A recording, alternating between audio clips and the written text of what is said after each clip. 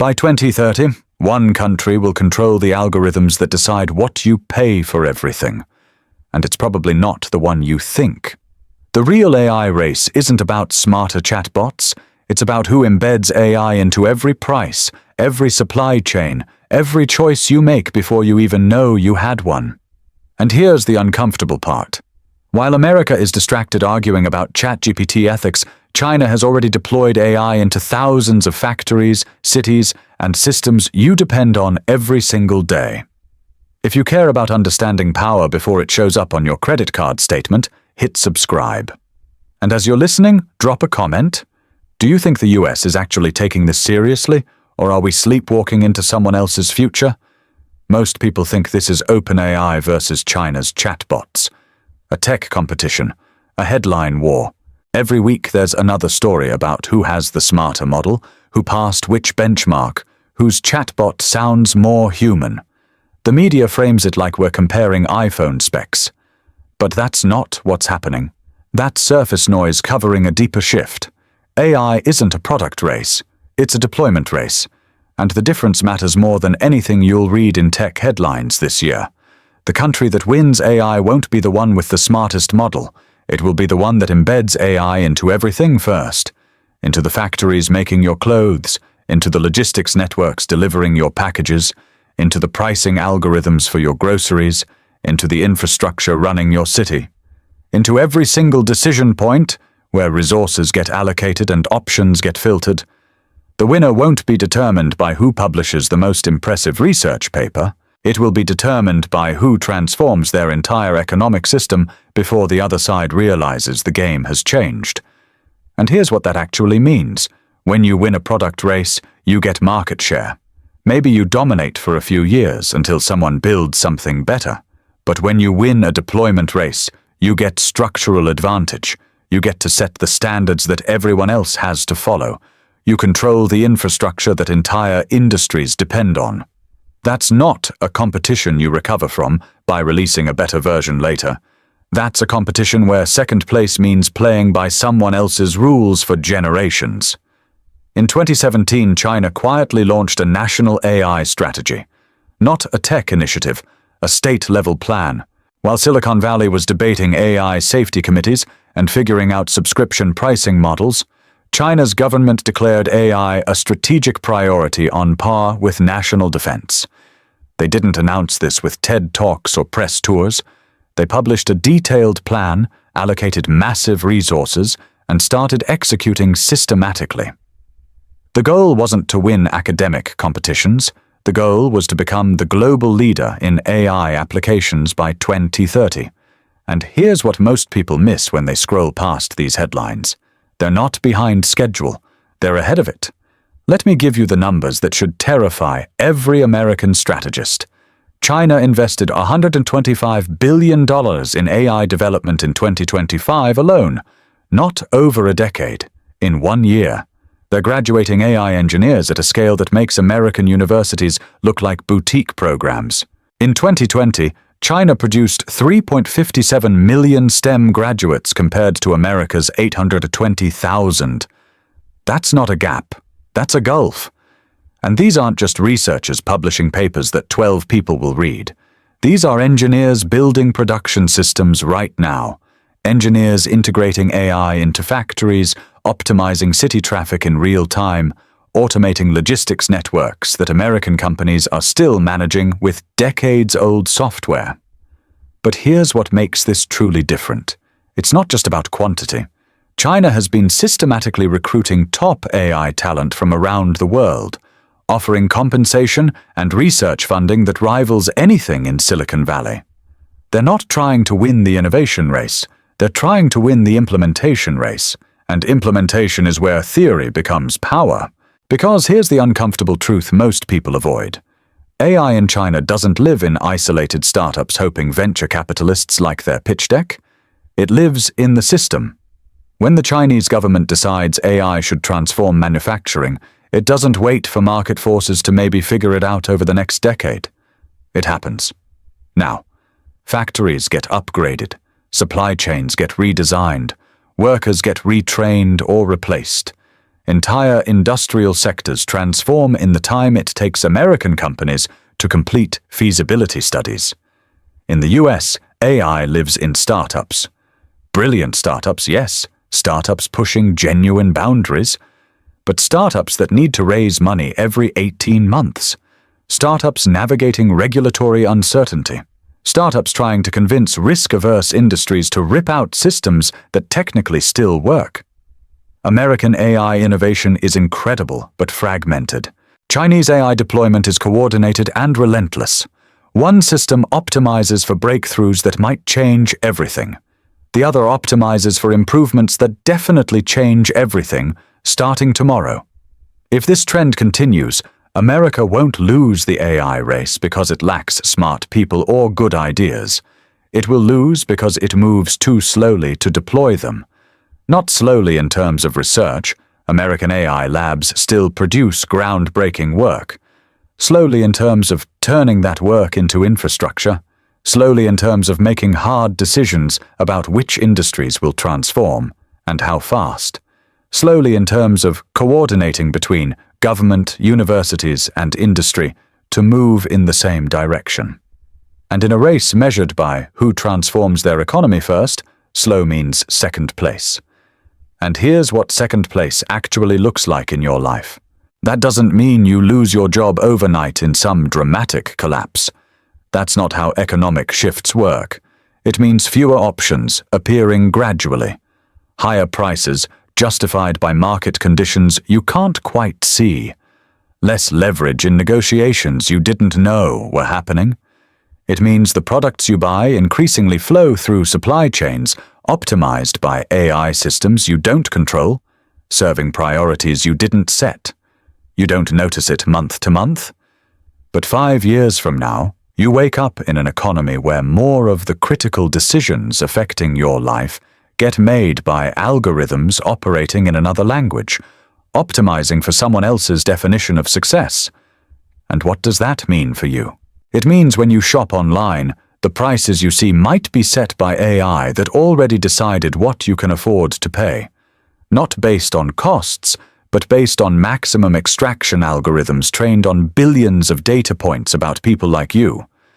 It means when supply chain disruptions happen, the factories with Chinese AI systems recover first, get priority access to materials, and leave everyone else fighting over scraps. It means the choices that appear on your screen have already been filtered through optimization functions you never agreed to. Jeff Bezos once said, "Speed is the only sustainable advantage, not quality alone, not innovation alone. Speed. The ability to learn, adapt, and execute faster than anyone you're competing against." Because in rapidly changing environments, speed compounds. The player who moves fastest doesn't just win once. They accumulate advantages that multiply. They learn from real deployment while you're still in committee meetings. They build network effects while you're still debating strategy. They set industry standards while you're still choosing between options. America debates. China deploys. America perfects. China scales. America forms committees. China forms policies. American companies spend years developing optimal solutions, refining every detail, ensuring products are perfect before launch. Chinese companies ship functional solutions, gather deployment data, iterate in real time, and reach version 10 while American companies are still polishing version 2. Neither approach is inherently superior in all contexts. But in a race to embed AI across an entire economy, speed compounds into dominance. History doesn't reward the most careful decision makers. It rewards the fastest learners. Not reckless speed, not careless execution, but the ability to move from decision to implementation to data to iteration faster than anyone else can match. Rome didn't dominate the Mediterranean because they invented better tactics. They dominated because they implemented proven tactics faster across multiple theaters simultaneously. Britain didn't rule a quarter of the world because they invented better ships.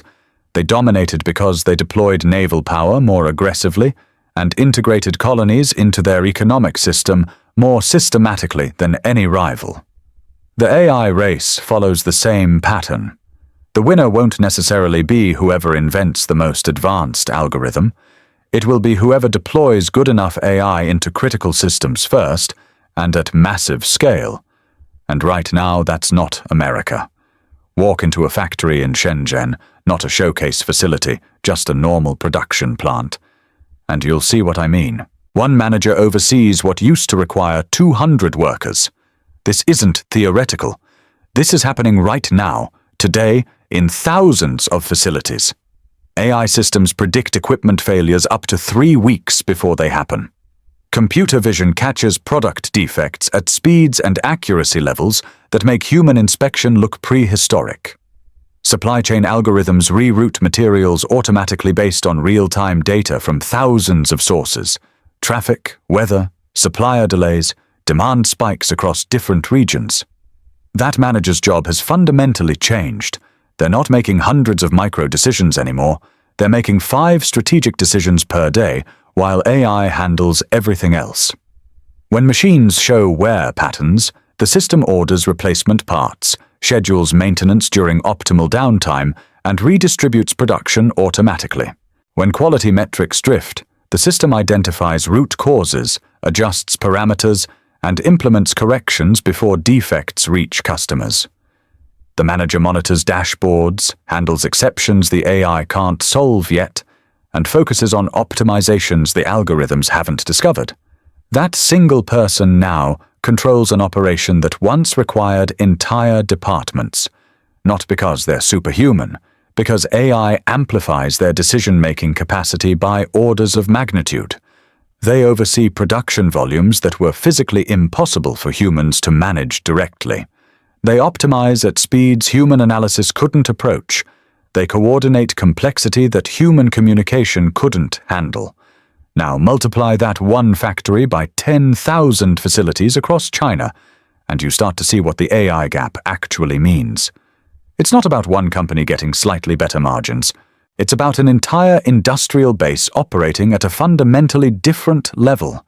Every factory making better predictions, every supply chain moving faster, every logistics network routing more efficiently. And here's the part that matters. Those gains aren't linear. They're exponential. Each improvement generates data that enables more improvements. Each optimization reveals new optimization opportunities. Each efficiency gain funds more AI investment, which drives more efficiency gains, which funds even more investment. China doesn't need to beat America at AI innovation. That's the critical insight most analysis misses. China doesn't need to publish more groundbreaking papers than Stanford. They don't need flashier demos than OpenAI. They only need to deploy AI faster, cheaper, and everywhere that matters. They need to embed AI into their manufacturing base before American factories finish their digital transformation roadmaps. They need to optimize their logistics networks before American supply chains complete their pilot programs. They need to integrate AI into cities, infrastructure, government services while America is still debating frameworks. Because here's the brutal truth about deployment races. The winner isn't who finishes with the most advanced technology. The winner is who finishes first with good enough technology deployed at scale. Good enough to achieve the strategic goal. Good enough to lock in compounding advantages. Good enough to set standards that everyone else has to adopt to remain compatible. When China reaches that threshold across major economic sectors, catching up doesn't mean just developing better AI. It means replacing entire systems that are already working, already optimized, already generating returns, already integrated into supply chains that other countries depend on. That's not impossible, but it's exponentially harder than being first. The AI race isn't about intelligence, it's about control. Control over how millions of decisions get made every second. Control over what information gets prioritized in those decisions. Control over which options even appear available.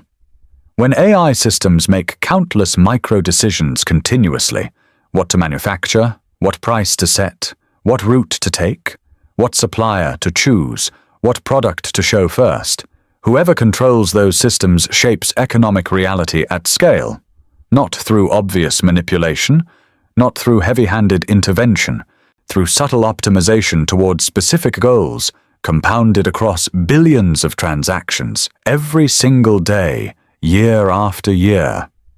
The scariest part isn't that AI gets smarter. Intelligence is just a tool. The scary part is that one system may decide what choices you're allowed to see, before you even know a choice existed. Imagine shopping online and the AI simply doesn't show you certain products. Not because someone explicitly censored them, not because they're unavailable, just because the algorithm determined that showing you those options doesn't serve its optimization function. Maybe they're from competitors of preferred suppliers. Maybe they don't fit margin targets. Maybe they come from countries not aligned with the system's priorities. You'd never know what you missed. You'd make decisions thinking you reviewed everything available, when actually you saw a curated subset optimized for someone else's strategic goals. Now scale that across an economy. Scale it across global supply chains. Scale it across every digital interaction where AI mediates between you and reality. You end up in a world where freedom looks the same. You can still choose between options, but the options themselves have already been filtered through systems you don't control, optimizing for objectives you didn't set, based on priorities you might not share, implemented by organizations you can't influence. And here's what most people still don't see coming. China's next move won't target Silicon Valley. It will target global supply chains. And when that happens, every consumer worldwide feels the impact. Because supply chain dominance isn't just about making products cheaper. It's about controlling what gets made, when it gets delivered, what alternatives exist, and what everything costs. When AI-optimized Chinese supply chains become the default infrastructure for global commerce, and they're well on the way, China doesn't need to win competitions. They become the platform everyone else builds on. They set the standards. They gain leverage over everyone dependent on their infrastructure. That's not conspiracy theory. That's the logical endpoint of winning a deployment race. First, you optimize your own system until it works better than alternatives. Then your system becomes so efficient that other countries and companies want to integrate with it because it's cheaper and faster. Then integration becomes dependency. Then dependency becomes leverage. And leverage becomes the kind of power that doesn't announce itself with military displays.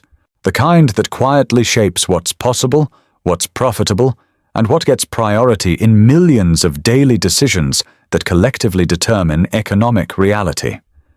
The most uncomfortable truth is this. By the time most Americans notice this shift, it will already be structural, embedded, operational. Not something you can reverse with a 5-year plan or some new funding initiative. The algorithms will already be running. The systems will already be optimized. The standards will already be set.